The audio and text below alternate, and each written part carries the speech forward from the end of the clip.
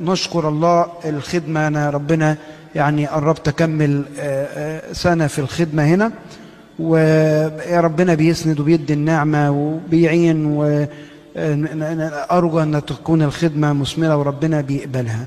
فأولا أنا عايز أشكر قدامكم محبة كثير من الآباء الكهنة إن هم حاولوا يتكلموا معايا في إن هم يرتبوا احتفال بعيد الرسامة، والبعض منهم اتكلم على إن احنا عايزين نعمل لجنة تنظيم الاحتفال بتاع عيد الرسامة.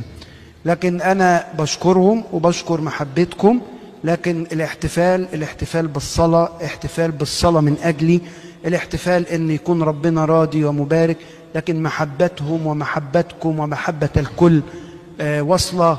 احتفالنا في الكنيسة بالمسيح وبالقديسين، واحد في الجسد وفي الأرض، مفيش احتفال بيه. الاحتفال بيه إن احنا نصلي من أجله، فمفيش خالص. أنا بشكرهم قدامكم، بقول الكلام ده قدامكم لأنه فعلا الآباء حاولوا مرارا وتكرارا من بدري، وعارف إن هم في بعض آباء بدأوا ياخدوا ترتيبات، فعلشان يكون الكلمة قاطعة لا حل لأن حد يتكلم معايا في الموضوع ده، لا حل إن حد يفتح معايا الموضوع ده.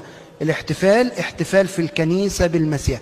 اللي عايز يحتفل بيا ويوصل لي محبته يصلي لي، دي أكبر حاجة هتنفعني. محبتكم واصلة، محبة الآباء واصلة وحاسسها، بس أنا أضعف من أن أنا أقعد وأفضل أسمع. أنا عارف محبتهم وعارف محبتكم ومحبة كل الشعب وبتمتع بيها، ودي أكبر نعمة ليا اللي بطلب من ربنا أن هي تفضل تدوم.